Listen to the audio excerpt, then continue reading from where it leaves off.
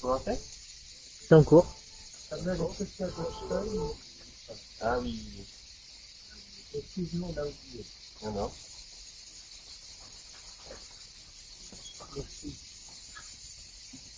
T'en veux?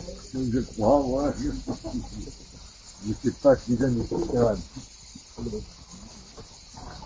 Tu regardes, ton fils en a une. Marc, tu peux te serrer avec En ton bas, fils. tu en as une.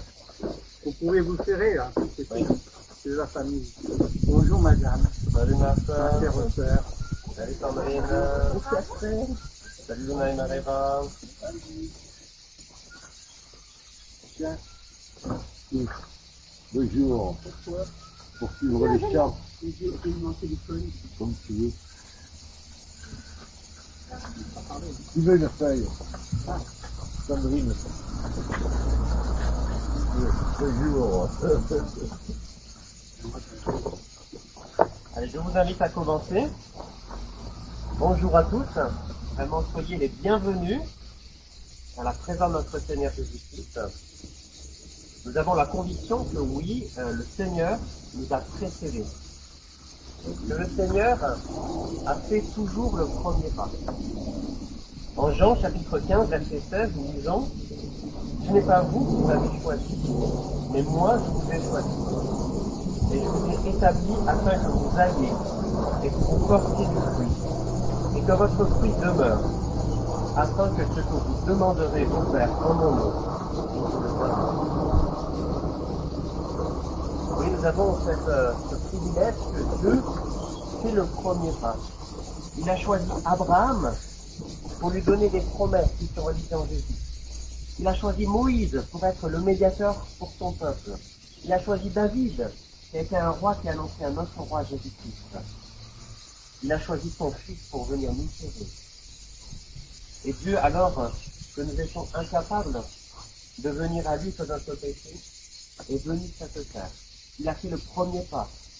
Il est mort. Il est ressuscité pour nous sauver nos péchés. En grâce, Dieu, il fait le premier pas vis-à-vis de nous. Il tend la main. Est-ce que ce matin, nous allons tendre notre autre main vers lui? C'est ce que je vous invite à faire. À venir à lui.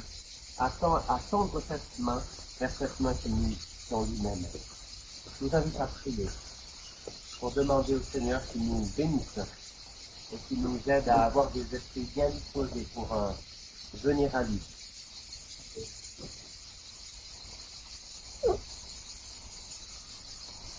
Seigneur, nous voulons te remercier. Te remercier, Seigneur, pour cette occasion que nous avons de pouvoir être ensemble ce matin.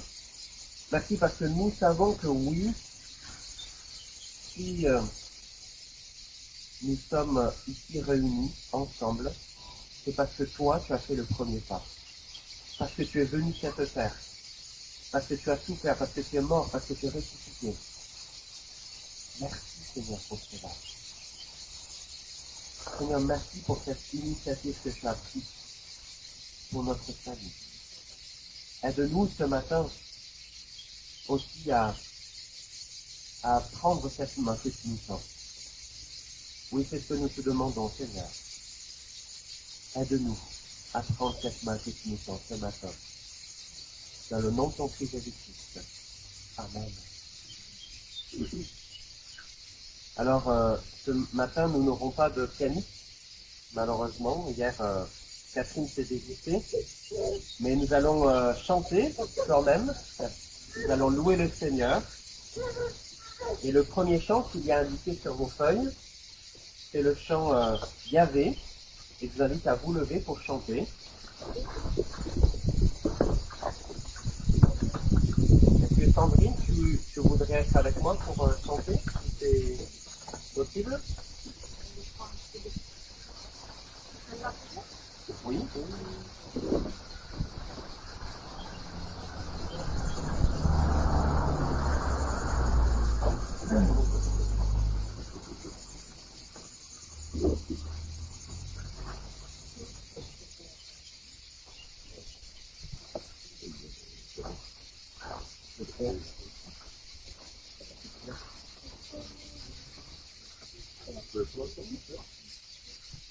L'Éternel est mon berger, de rien je ne manquerai.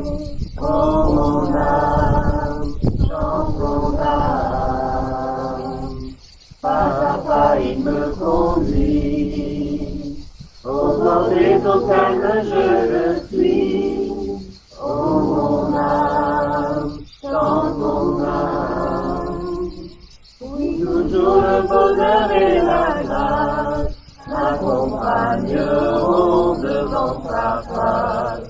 Dans sa présence, tellement de joie, tellement de joie.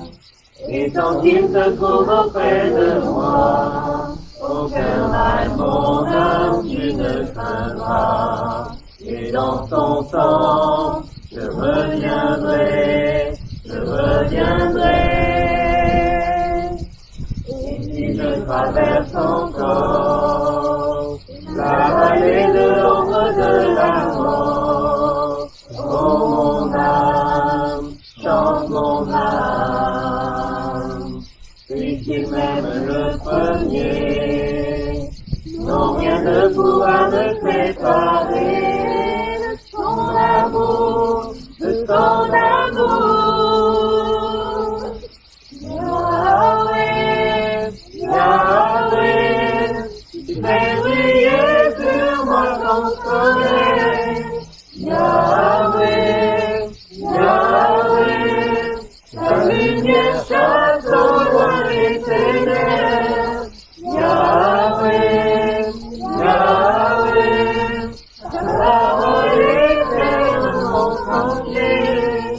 Yahweh, Yahweh, Yahweh.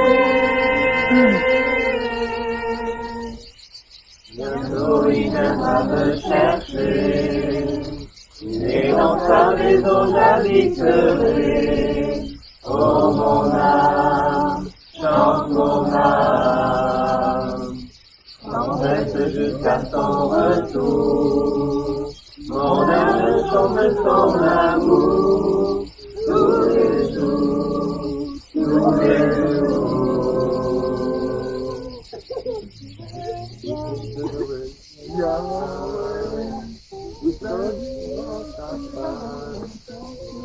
Sa présence, tellement de joie, tellement de joie.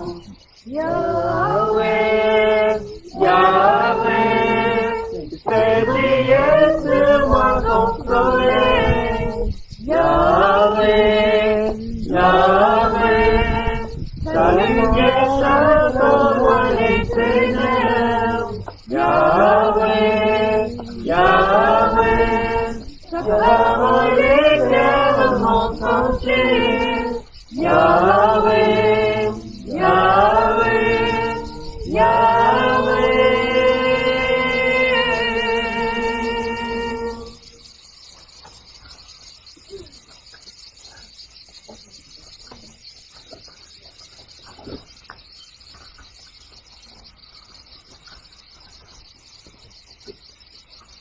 Mardi, lors de notre étude biblique, nous parlions de la question de la volonté de Dieu. Nous parlions de la question de savoir, il y avait deux volontés de Dieu. La première, c'est celle qui concerne la volonté générale, c'est-à-dire les 10 commandements, la loi que nous avons dans la parole de Dieu, mais aussi il y a la volonté spécifique pour nos vies, où aller pour travailler, qui épouser, toutes ces choses. C'est toutes ces choses qui peuvent aussi nous arriver. Et Job, dans sa vie, vous savez, il a tout perdu. Il a tout perdu. Et alors qu'il a tout perdu, il veut se défendre devant Dieu. Il veut défendre sa cause, parce que lui, pour lui, il n'a rien fait de précis, de mal. Et Dieu, dans sa réponse, dans le chapitre 38 à 42, remet la bonne place Job. Il lui dit qu'il n'est qu'une simple créature et que Dieu connaît toutes choses. Voici ce que dit Job pour finir au chapitre 42, verset 1 à 6. Job répondit à l'Éternel et dit : Je reconnais que tu peux tout et que rien ne s'oppose à tes pensées. Quel est celui qui a la folie d'obscurcir mes desseins. Oui, j'ai parlé sans les comprendre. De merveilles qui me dépassent et que je ne conçois pas. Écoute-moi et je parlerai. Je t'interrogerai, tu m'achèveras. Mon oreille avait entendu parler de toi. Et maintenant, mon œil a vu. C'est pourquoi je me condamne et je me repens sur la poussière et sur la cendre. Face à ce que nous pouvons vivre, nous pouvons avoir deux réactions. Soit celle de nous rebeller, celle de dire que nous ne voulons pas de ces choses. Soit celle de dire, Seigneur, et ces choses que tu me donnes, je te fais confiance parce que je crois que ta volonté est toujours bonne, agréable et parfaite. Je t'invite à prier pour demander pardon toutes les fois où nous pensons mieux savoir que Dieu ce qui est bon pour nous. Je t'invite à prier. Seigneur, oui, nous reconnaissons que bien souvent, face à ce qui nous arrive, nous nous révoltons. Nous disons, mais pourquoi ça se passe? Pourquoi moi j'ai ça? Nous pensons, Seigneur, que savoir mieux que toi, c'est bon pour nous. Seigneur, nous te demandons pardon pour cela. Parce que si souvent ça nous arrive. Si souvent c'est là, Seigneur. Seigneur, aide-nous à être dans la confiance plutôt. À confier, nous savoir que tu as tout entre tes mains. Que rien ne dépasse cela, Seigneur. Que rien ne t'échappe. Seigneur, aide-nous à être dans la confiance, dans ta volonté. Oui, Seigneur, c'est ce que je te demande, dans le nom de ton Fils Jésus-Christ. Amen. Je vous invite à chanter « Entre tes mains j'abandonne ».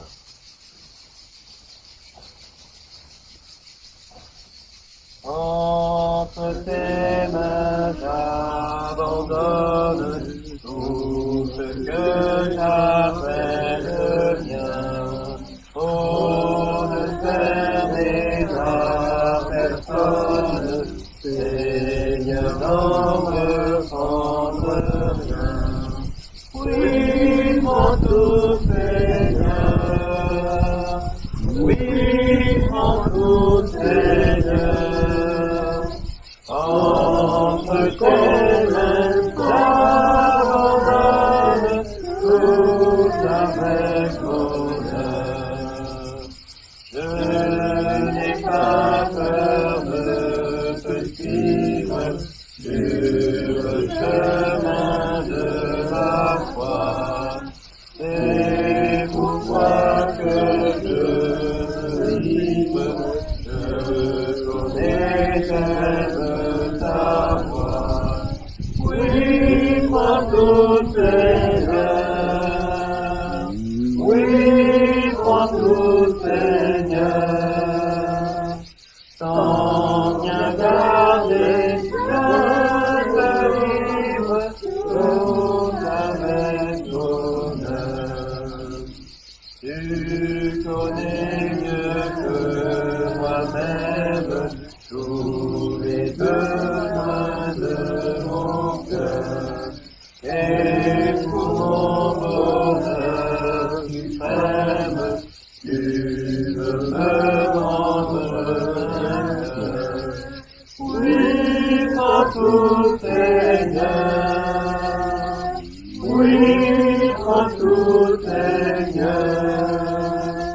Je ne vis plus pour moi-même, mais pour mon sauveur.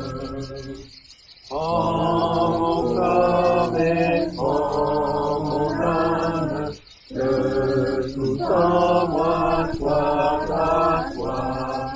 Que par ta divine flamme, tout ma foi détruit en moi.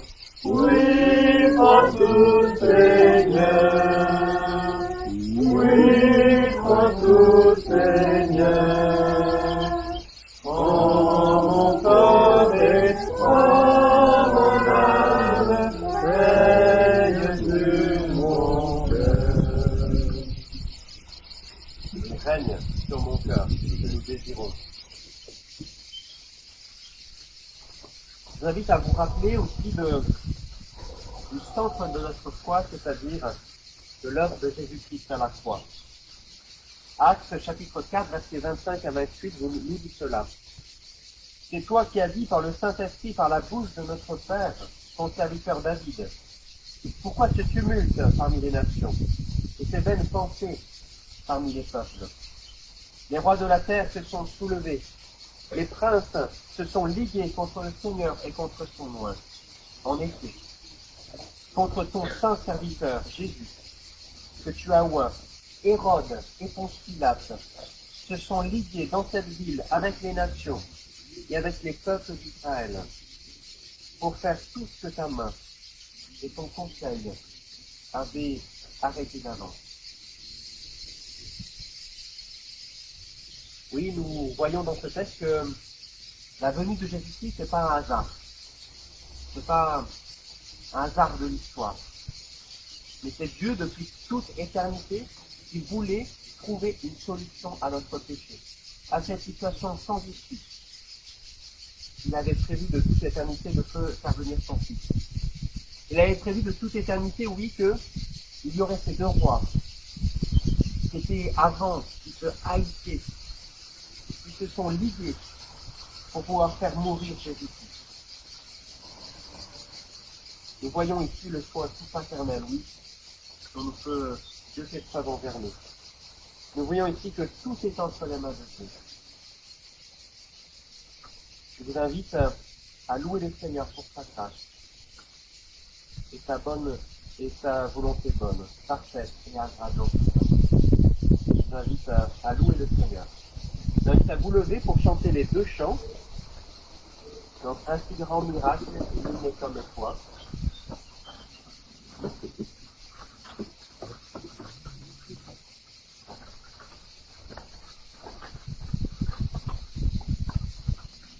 Peut-être Sandrine, est-ce que tu veux m'accompagner pour chanter ces deux chants?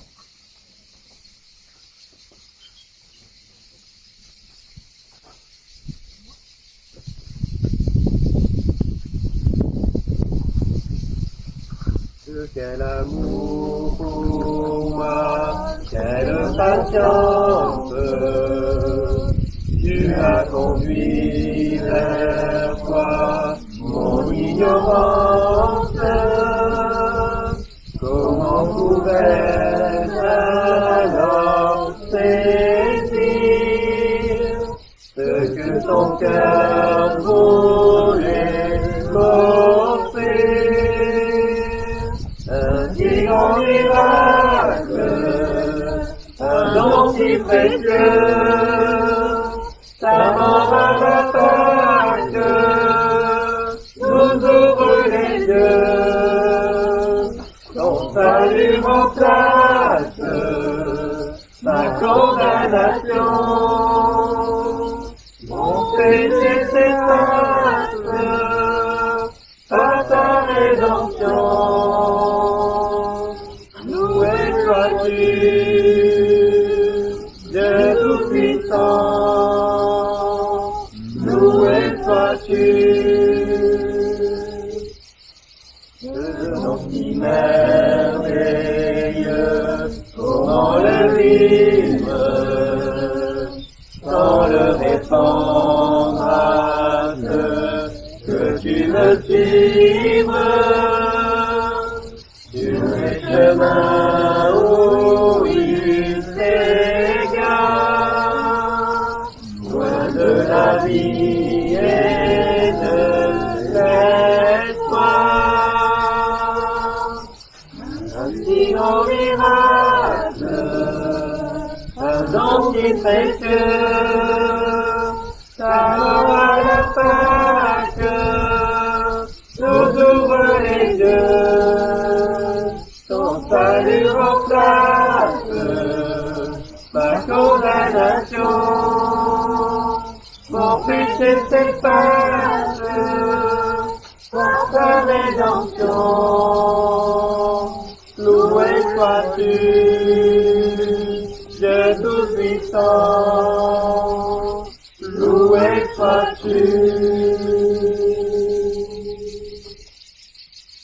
Seigneur, nous voulons te louer, te célébrer.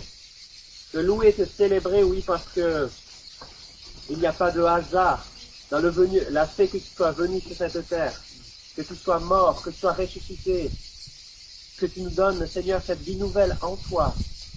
Il n'y a pas de hasard dans tout ça. C'est toi qui l'avais guidé, qui avais pris l'initiative pour venir nous sauver. Seigneur, merci parce que tu nous aimes le premier. Merci pour cet amour incroyable, parce que nous ne méritons pas cet amour. Pourtant, tu nous le donnes. Sois loué, sois célébré à jamais pour cela. Amen. Amen. Oh Seigneur, merci pour ton amour, ta grâce, ton pardon. Merci parce que tu es toujours là pour nous relever, nous accompagner, nous reprendre, nous encourager. Seigneur, merci. Sois loué vraiment en Jésus. Amen. Amen. Amen. Oui, Seigneur, quelle joie d'être tes enfants. Quelle joie vraiment de pouvoir prier les genoux pour te louer, parce que c'est le Dieu vivant qui nous a sauvés. Et vraiment, Seigneur, en retour, nous voulons ce matin ensemble d'apporter notre reconnaissance de tous les jours, Seigneur, parce que tu veilles sur nous et tu pouvoir à toutes choses. Que ton nom soit glorifié encore au nom de Jésus. Amen. Amen. Amen.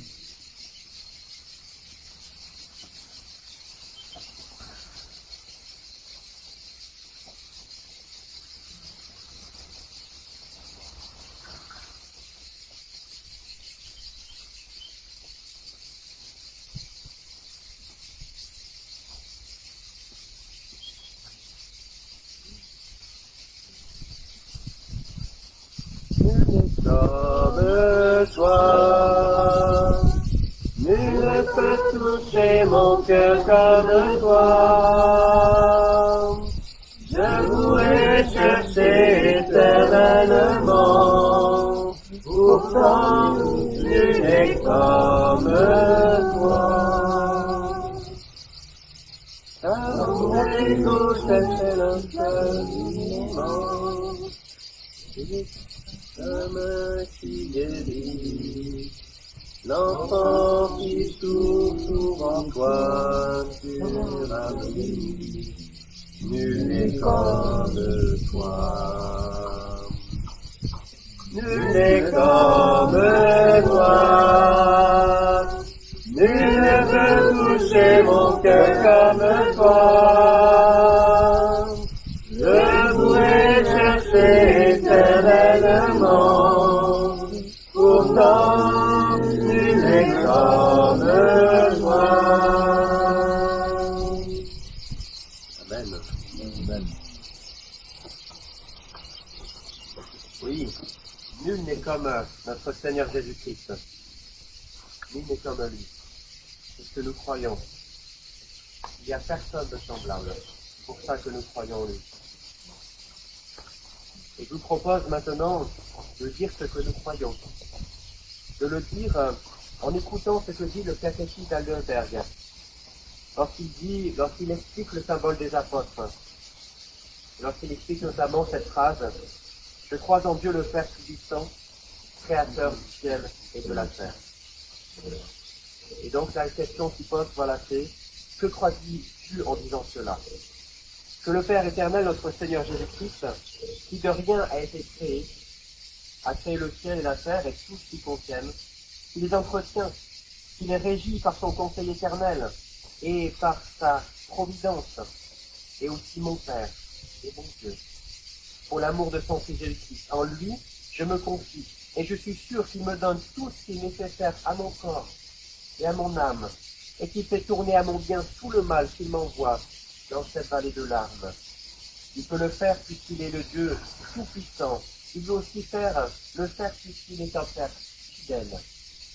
T'entends-tu par la providence de Dieu?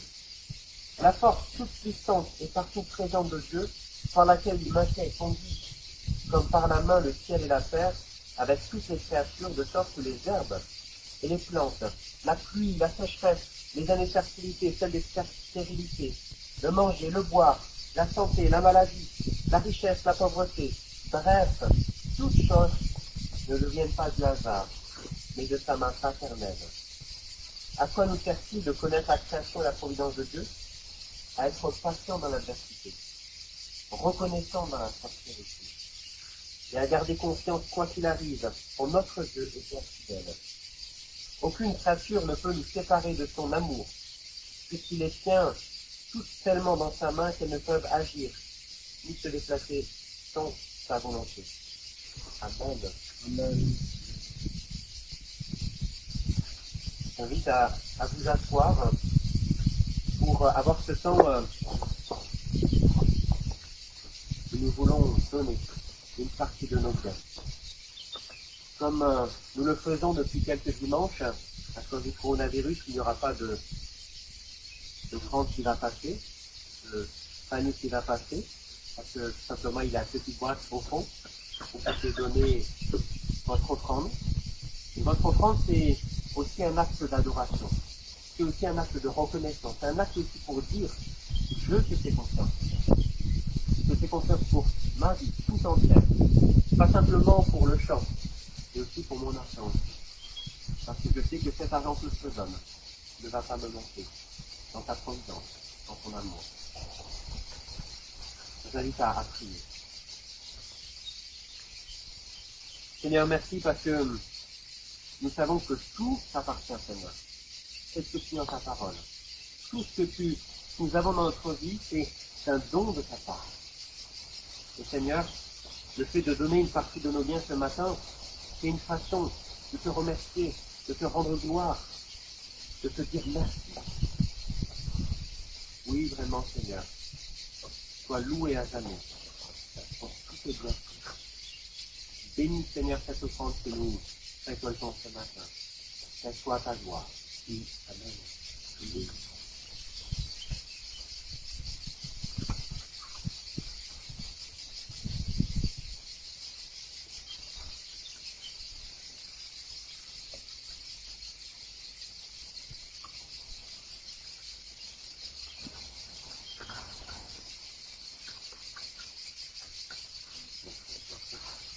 Excusez-moi. Alors maintenant c'est le temps de la prédication. Nous allons maintenant prendre un temps pour méditer la parole de Dieu, réfléchir. Cette fois-ci, je vous invite à nous arrêter sur une parabole. Une parabole dans le chapitre 13 de l'évangile de Matthieu, versets 43 à 46. Matthieu, chapitre 13.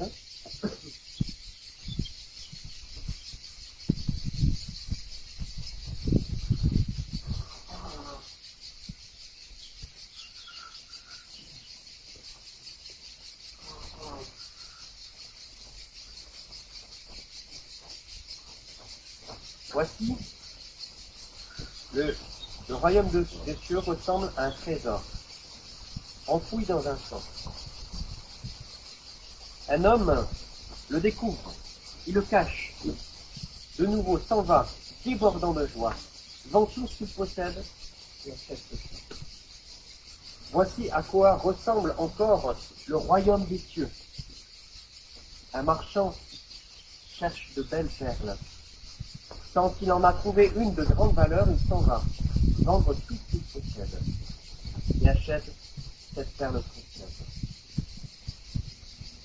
Jusqu'ici la lecture de la parole de Dieu. Je vous invite à prier.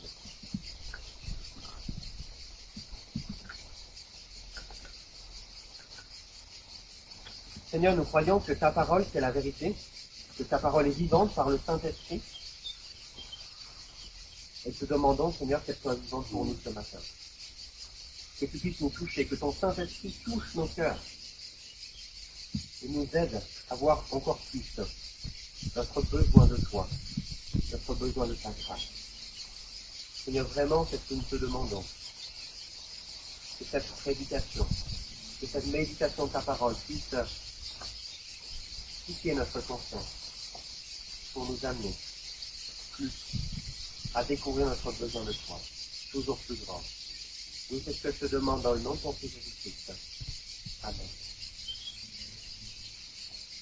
Alors je vais vous le relire, parce qu'il est rapide, hein, ce texte. Le royaume de Dieu ressemble à un trésor enfoui dans un champ. Un homme le découvre. Il le cache de nouveau, s'en va, débordant de joie, vend tout ce qu'il possède et achète ce champ.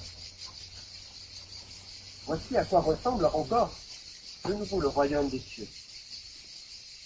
Un marchand recherche de belles perles. Quand il en a trouvé une de grande valeur, il s'en va. Vendre tout ce qu'il possède et achète cette perle précieuse.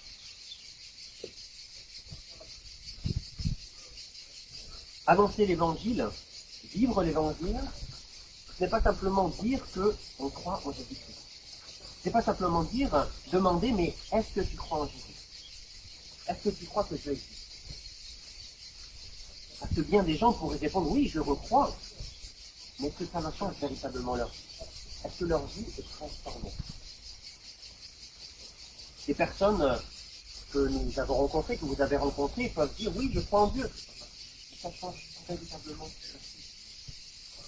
Être né de nouveau, c'est voir notre vie totalement changée. C'est voir notre vie, en fait, c'est vivre en fait à nouveau ce pourquoi nous sommes faits. C'est vivre pour être à la gloire de Dieu, pour refléter Dieu. C'est cela notre raison d'être. Et donc, être chrétien né de nouveau, c'est refléter.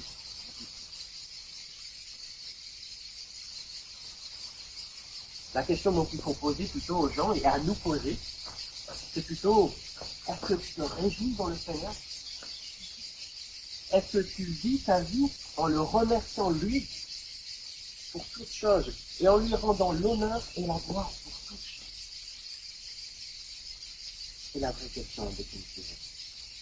Alors ici, ma responsabilité en tant que prédicateur, ce n'est pas de vous redire des choses étudiées que vous connaissez par-dessus. Mais c'est pour vous montrer une autre façon, avec un nouveau visage, une vérité que vous connaissez bien. Parce qu'il n'y a rien de nouveau. Tout ce que nous connaissons, tout ce qu'il y a besoin de savoir, nous le savons. Mais nous avons besoin de nous le rappeler. Parce que notre cœur doit être si dur, si insensible à la grâce de Dieu.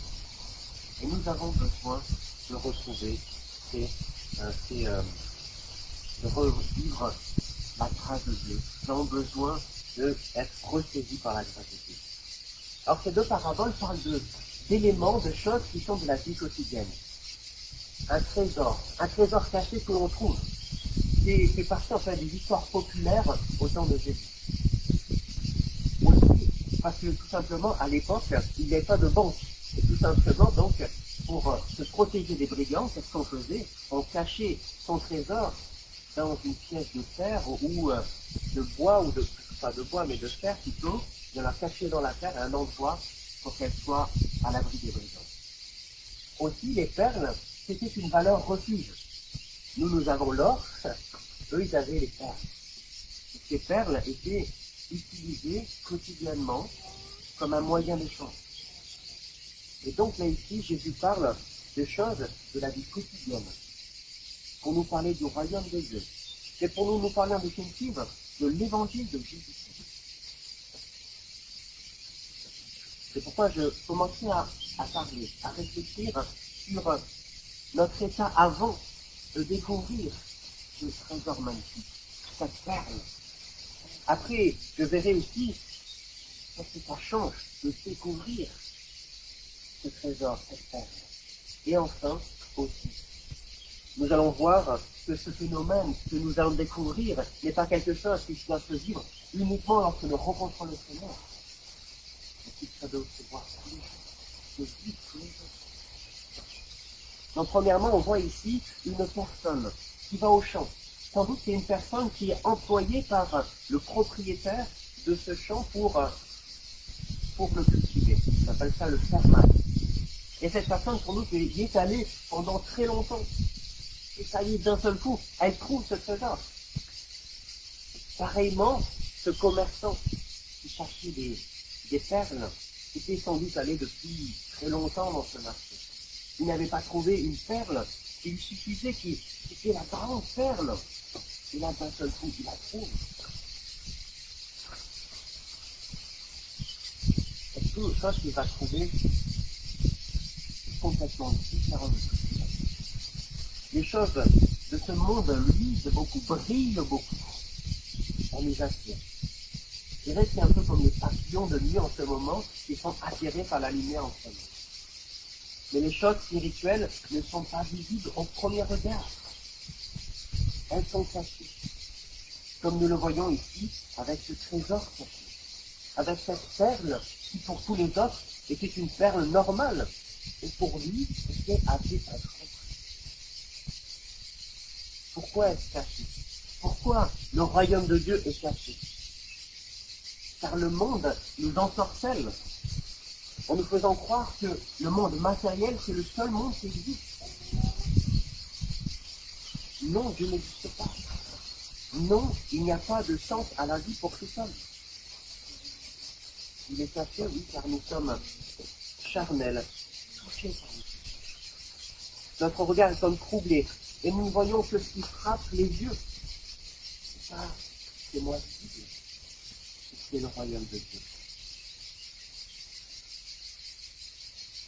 Le péché nous conduit à nous réjouir de choses qui, au premier abord, brillent beaucoup, mais en définitive sont vides. Et ça me fait penser à cette pensée. Pour moi, une chose un exemple très pratique, c'est les séries télé.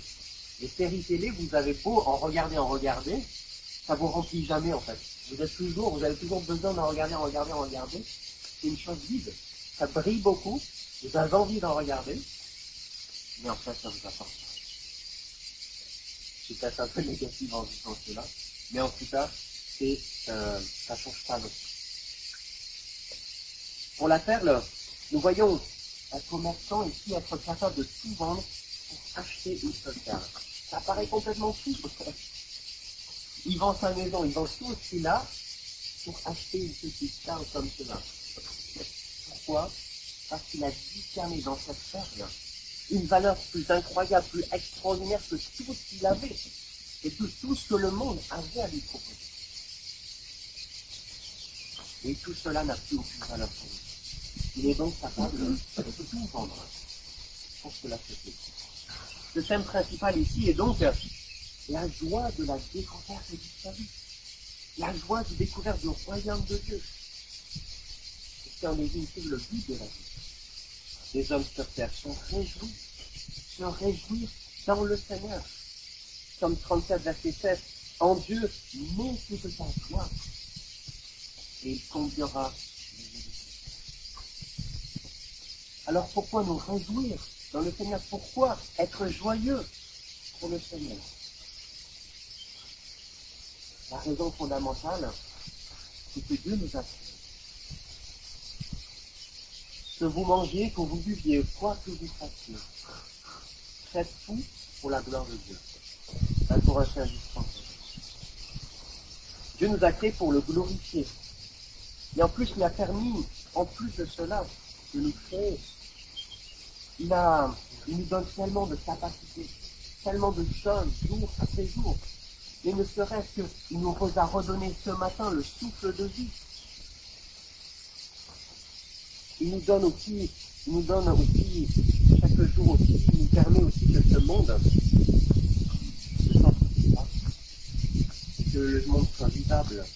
Il permet aussi à l'homme d'avoir tellement de capacités pour faire et inventer tellement de choses. Mais malgré toutes ces grâces, toutes ces œuvres si merveilleuses de Dieu dans nos vies et dans le monde, nous ne le remercions pas. Vous connaissez sans doute cette histoire de Pinocchio. Pinocchio qui a été créé par Geppetto, une poupée de bois. Son créateur pensait qu'il allait pouvoir se réjouir avec cette poupée est partie de loin. Il a fait comme il dit. Lorsque nous voyons une personne avoir beaucoup de gentillesse par rapport à une autre, par exemple, lorsque nous voyons une personne tomber et qu'une personne la relève, cette personne qui est relevée lui dit des insultes, lui dit qu'elle n'a pas bien fait. Nous sommes choqués. Et ça peut être un tas de choses dont quelqu'un nous a fait, nous a donné, et qu'au lieu que cette personne soit reconnaissante vis-à-vis de nous, elle est plein plutôt, elle n'est pas reconnaissante, elle est indifférente. Parce que nous avons toutes les choses que nous avons pu faire pour elle. Nous sommes choqués par cela, mais aussi quand il n'y a pas de gratitude par rapport à Dieu, gratitude par rapport aux autres. Mais si nous sommes honnêtes, nous pouvons voir en fait que dans notre cœur, nous ne sommes pas reconnaissants. Notre cœur nous condamne, nous montre bien que nous sommes bien loin d'avoir la gratitude par rapport à Dieu. C'est pourquoi Jean dit en Romains 1,18, la colère de Dieu se révèle du ciel contre toute impiété et toute justice des hommes qui retiennent injustement la vérité captive. Puis, ayant connu Dieu, ils ne l'ont point glorifié comme Dieu. Nous sommes des personnes ingrates. De tout ce que Dieu nous a donné, nous donne et nous donnera. Au lieu de remercier Dieu pour tout ce que nous avons et ce que nous sommes, nous préférons être reconnaissants vis-à-vis de nous-mêmes. Nous nous félicitons. Nous sommes reconnaissants à notre famille. Nous sommes reconnaissants à notre société, à notre monde ou à notre Dieu. La conséquence de cette ingratitude, c'est la mort. Car le salaire du péché, c'est la mort. Mais la bonne nouvelle du salut, c'est cette bonne nouvelle. Pourquoi c'est une bonne nouvelle?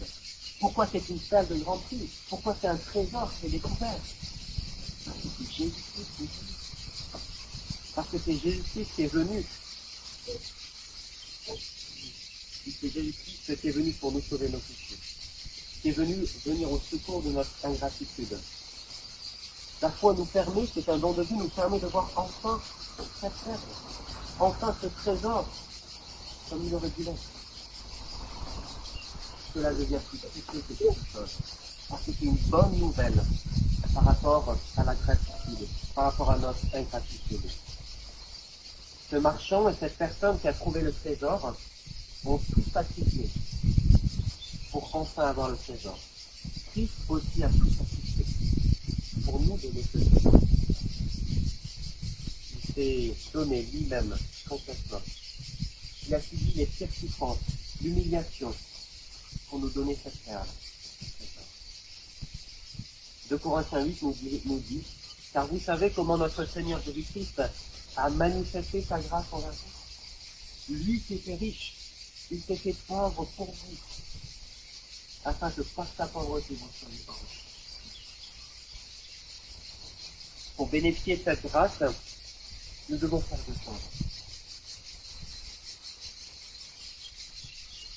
Dans ce cas, ces deux personnes ont découvert dans des choses banales, un champ, une perle, qu'ils avaient une plus grande valeur que tout ce qu'ils avaient, de tout ce qu'ils étaient en ce monde. Pareillement, pour être sauvé, il faut aussi découvrir ce vrai trésor. Il faut voir à travers toutes les perles qu'il y a dans ce monde, tous les trésors qu'il y a dans ce monde. Les vrais trésors. La deuxième chose que nous devons faire, c'est le renoncement. Renoncer à tout ce tout ce qu'on a pour avoir la perle et le trésor. Nous devons nous-mêmes renoncer à tout ce que nous avons pour bénéficier de cette grande grâce. Philippiens chapitre 3 verset 10 dit cela, je vais même plus loin. Tout ce en quoi je pourrais me confier, je le considère comme une perte à cause de ce bien suprême. La connaissance de Jésus-Christ. C'est-à-dire que lui, pour lui, tout ce qui était le meilleur, tout ce en quoi il pouvait placer sa fierté pour lui, c'est-à-dire d'être un juif, le plus rapide, qu'il était zélé pour la loi de Dieu, zélé jusqu'à même persécuter l'Église. Tout ce qui pouvait être l'objet de fierté, il dit pour lui, parce que pour moi, c'est l'important, c'est la bonne nouvelle de l'Évangile. Et c'est parce qu'il croyait que pour lui, le meilleur truc était la bonne nouvelle de l'Évangile, il a subi les pires choses, les arrestations, il a subi les calomnies, les divisions, la mort. Tout ça parce qu'il croyait que l'évangile était plus important. Wow. Est-ce que nous serions capables de tout donner pour avoir le salut? Tout donner pour garder ce royaume, cette bonne nouvelle de l'évangile, et pour la partager aux autres. Vous savez, dans le monde aujourd'hui, peut-être vous disiez, ça ne me concerne pas trop cela, mais dans le monde aujourd'hui, il y a des gens qui doivent faire ce choix de tout donner, leur famille, leur situation financière, tout, parce qu'ils sont obligés de tout quitter quand ils croient en Jésus, notamment dans les pays arabes, dans les pays aussi, Corée du Nord, on peut penser, la Chine aussi, tout quitter pour simplement croire que l'évangile est la plus grande chose. Nous sommes capables, nous aussi, de faire cela. Nous, peut-être, mais pas des grandes choses comme cela, de tout quitter. Mais ça se montre dans les petites choses. Est-ce que ma réputation est plus grande que l'évangile? Est-ce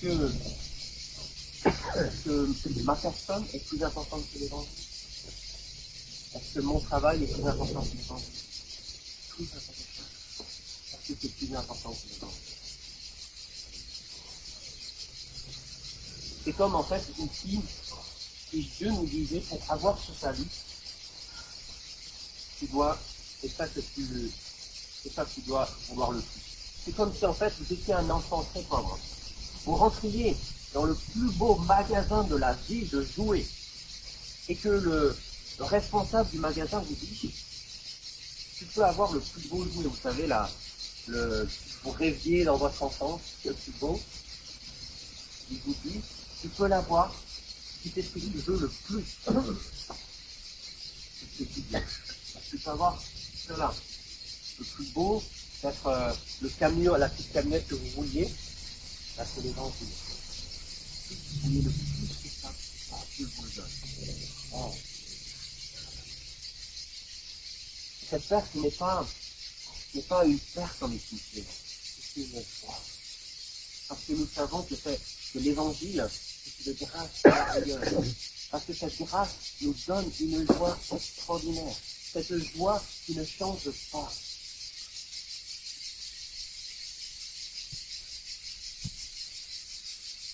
Ça me fait penser à cette histoire que j'ai lue récemment. C'était une femme qui est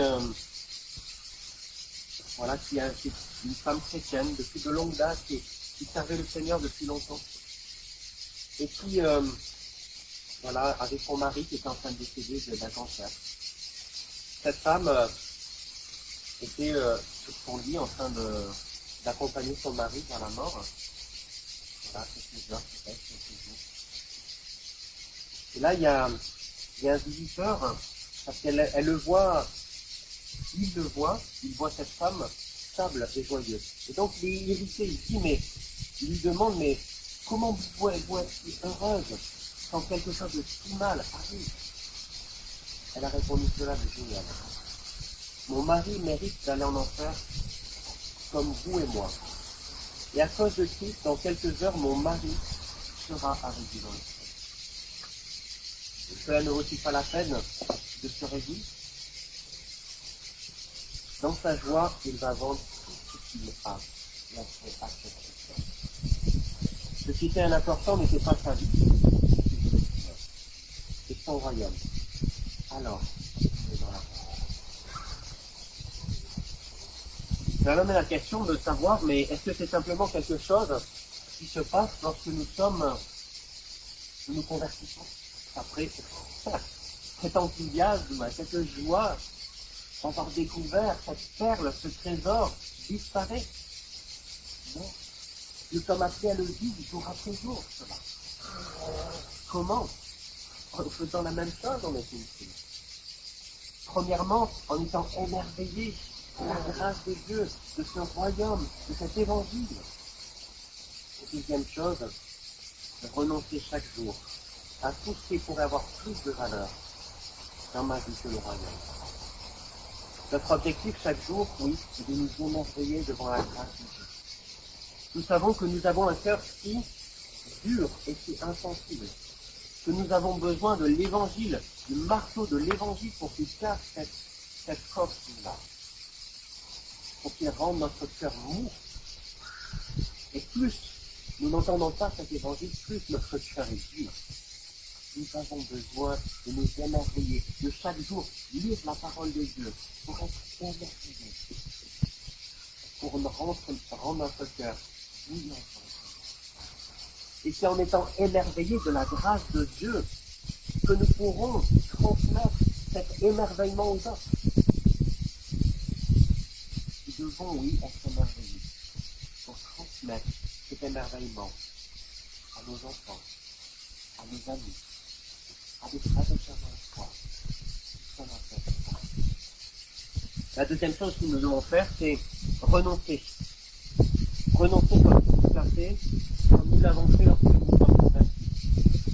Renoncer à tout ce qui dans notre vie a plus de valeur que Christ et son évangile. La vie chrétienne est dorénavant de toujours aimer plus Dieu que toute autre chose. Toujours accorder plus de prix à Dieu qu'aux richesses, qu'au plaisir, honneur, comme le léger ce monde. Et ça ne concerne pas ici que la question de la relation avec Dieu. Ça concerne aussi les relations aussi avec nos frères et sœurs et aussi dans la famille. Mettre plus en premier l'obligation, l'amour pour l'autre par rapport à mes enfants. Par exemple, c'est un exemple pour le mari ou pour la femme qui revient du travail le soir après une grande journée de travail. L'objectif, c'est pas de se retrouver devant son canapé avec sa bière, mais c'est plutôt être dans se dire comment pourrais-je servir ma femme, mon mari, mon enfant, comment pourrais-je mettre en premier l'autre. C'est le royaume de Dieu qui doit être toujours premier par rapport à tout ce que je trouve important, qui pourrait être de se mettre devant sa télé et avec sa bière. C'est plutôt le service. C'est plutôt le royaume de Dieu. Toutes ces questions peuvent nous montrer où est notre cœur. Toutes ces choses peuvent nous montrer où est notre cœur. Que Dieu nous aide chaque jour à nous émerveiller de la grâce et à renoncer chaque jour à tout ce qui pourrait avoir plus de prix. Et comme cela, nous serons dans une joie. Une joie, il n'y aura pas de fin. Il sera jusque dans l'éternité.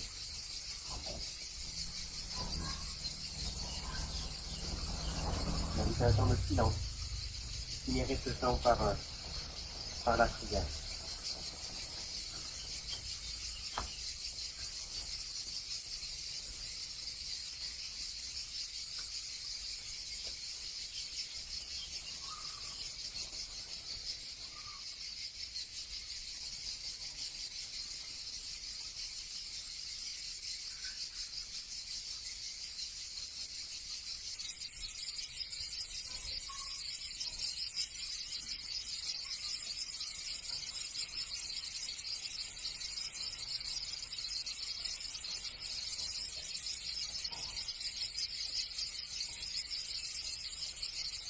Oui, Seigneur, nous voulons nous émerveiller. Nous émerveiller devant ce royaume, ce perle, ce trésor. Nous voulons nous émerveiller devant cela. Être dans la reconnaissance, dans la joie.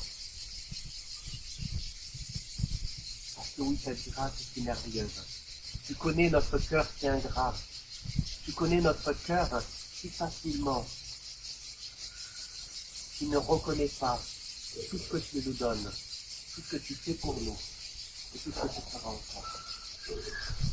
Seigneur, merci. Merci pour toutes ces choses. Et aide-nous, Seigneur, jour après jour, déjà à premièrement renoncer, si nous ne l'avons pas déjà fait. Aide-nous à faire ce renoncement, à que ça soit vraiment la première valeur soit à toi. Et Seigneur, aussi que nous le visions jour après jour, que la première valeur, Seigneur, ne soit pas nous-mêmes, égoïstement, mais ça soit toi et ça soit notre prochain. Aide-nous, Seigneur, que ça soit le service à toi et notre prochain qui soit premier. ce ne soit pas autre chose. Seigneur, vraiment, aide-nous à cela. Aide-nous à nous émerveiller. Aide-nous à renoncer à tout ce qui pourrait avoir plus de valeur dans ce monde et dans nous. Seigneur, vraiment, sois loué. Bénis, Seigneur.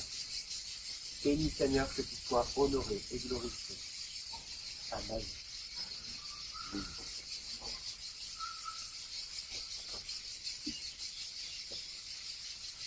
Donc c'est maintenant le repas du Seigneur. C'est maintenant le temps où nous voulons nous rappeler ce que Christ a fait pour nous. Je vous invite à vous lever pour cela.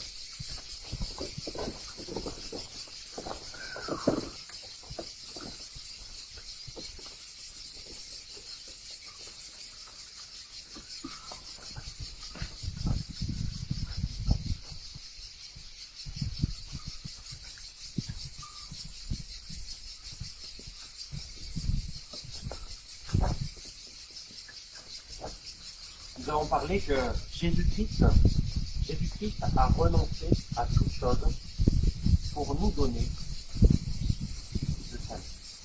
Pour permettre que nous ayons la vie éternelle, il a renoncé à toute chose. Et ce pain et ce vin que nous avons partagé sont la démonstration qu'il a renoncé à toute chose pour nous sauver de nos péchés. Pareillement, c'est un appel aussi à renoncer à toute chose pour le Seigneur. J'invite à lire, à écouter plutôt, les paroles d'institution du repas du Seigneur. Le Seigneur Jésus, dans la nuit où je suis livré pour être mis à mort, prit du pain. Et après avoir prononcé la prière de reconnaissance, il le rompit en disant, « Ceci est mon corps. Il est pour vous. Faites ceci en mémoire de moi. » De même, après le repas, il prit la coupe et dit, « Cette coupe est la nouvelle alliance, c'est mon sang. Faites ceci toutes les fois que vous en boirez en souvenir de moi. » Donc chaque fois que vous mangez de ce pain et que vous buvez de cette coupe, vous annoncez la mort du Seigneur, et ceci jusqu'à son retour. C'est pourquoi quiconque mangerait le pain ou boirait la coupe du Seigneur d'une manière indigne se rendrait coupable envers le corps et le sang du Seigneur. Que chacun donc s'examine sérieusement lui-même, et qu'alors il mange de ce pain et boive de cette coupe. Car celui qui mange et boit sans discerner ce qu'est le corps, se donne à lui-même en mangeant et en buvant ainsi. Je vous invite à prier.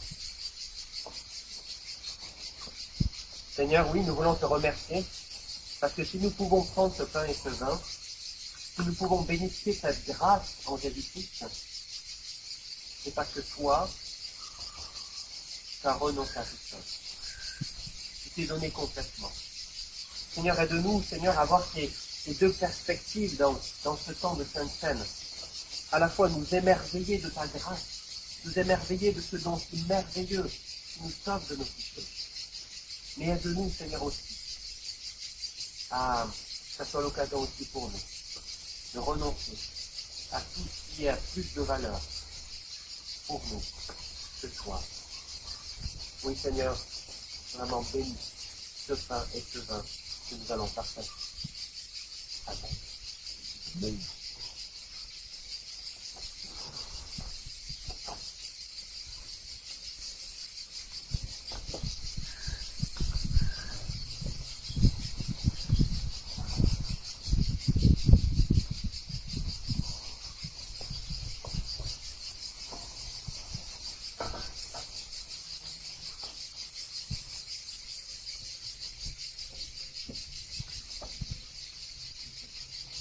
Le pain que nous rompons est la communion au corps de notre Seigneur Jésus-Christ, qui est brisé pour nous.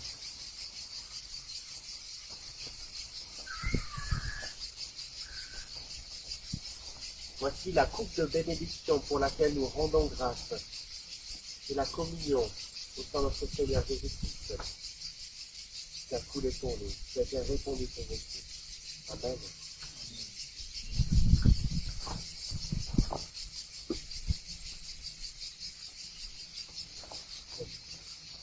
Le vin est au milieu et autour sur le dessus de la table.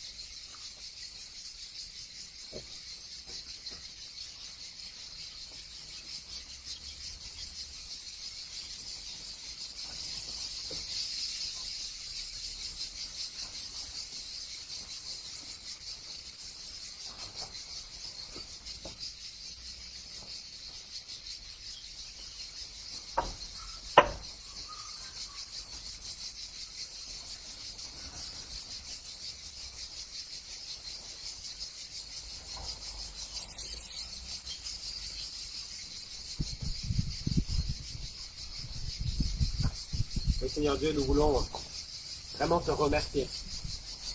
Te remercier, Seigneur, parce que c'est une merveille, vraiment ton salut.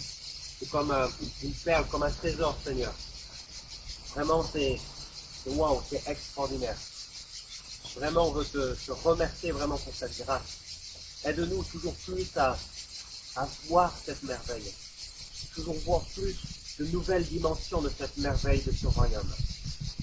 Aide-nous, Seigneur, aussi à vivre selon ta parole, à mettre plus de prix à toi qu'à toute autre chose. Seigneur, oui, parce que tu le mérites tellement, Seigneur. Tu le mérites tellement. Oui, vraiment, sois loué, sois célébré, Seigneur. À jamais. Amen. Amen.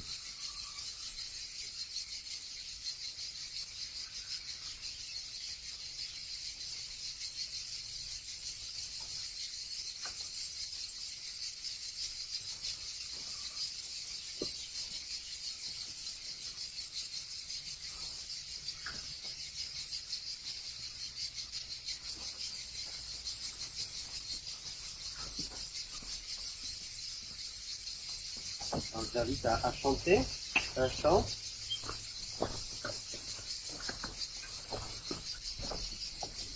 Je vous invite à chanter donc le dernier chant. Et après nous aurons les paroles d'envoi. Shalom, shalom.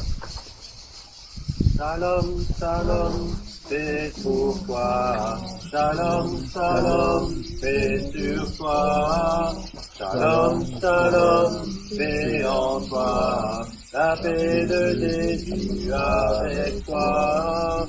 Shalom, shalom, paix pour toi. Shalom, shalom, paix sur toi. Shalom, shalom, paix en toi. La paix de Jésus avec toi. Voilà, excusez-moi, j'ai un peu du mal. Et que Sandrine, tu le connais? Je ne le connais pas. On va le répéter alors une nouvelle fois ce refrain. Allez. Shalom, shalom, paix pour toi. Shalom, shalom, paix sur toi. Shalom, shalom, paix en toi. La paix de Jésus avec toi.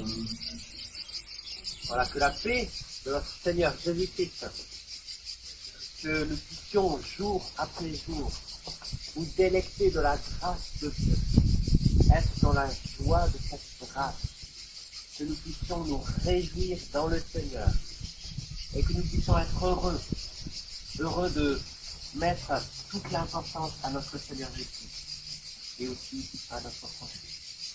Oui, que l'Éternel soit béni à jamais. Que Dieu vous bénisse cette semaine, que Dieu vous bénisse aujourd'hui et à jamais. Amen. Amen. Je vous invite à vous asseoir pour quelques minutes d'annonce. Après, nous aurons fini le culte. Simplement mardi 7, donc ce mardi, donc étude biblique, humilité, le thème c'est humilité et orgueil. Comment s'en sortir? C'est un peu dit, c'est un peu comme les, vous savez, les magazines de psychologie. Il se passe ça, comment s'en sortir? Bon voilà, c'est un peu ça. Et donc là ici c'est la question vraiment de l'humilité. Est-ce que le remède à l'orgueil, c'est la sous-estimation de nous-mêmes? Vous verrez que ma réponse est plutôt non. Donc, comme vous voyez, donc on continue nos études bibliques pendant l'été, études bibliques thématiques. Et donc, la prochaine sera le 21 juillet, parce que forcément, là, on va faire le 14 juillet, l'étude biblique. Donc, le 21 juillet, vous voyez aussi sur votre feuille, 11 août et 25 août, nous continuons les études bibliques.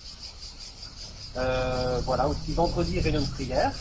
Donc, toujours les deux sont en ligne et aussi chez moi.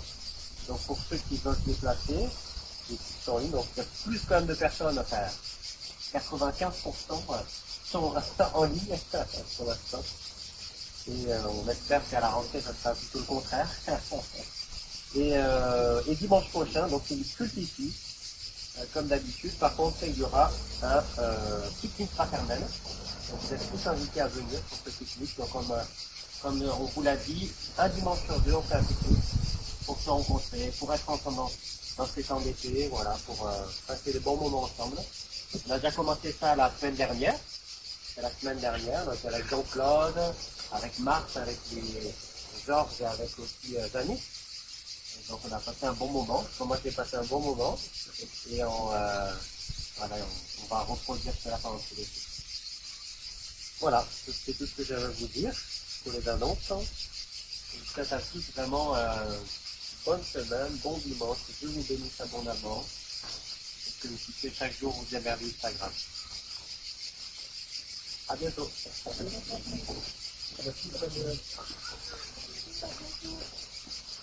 bientôt.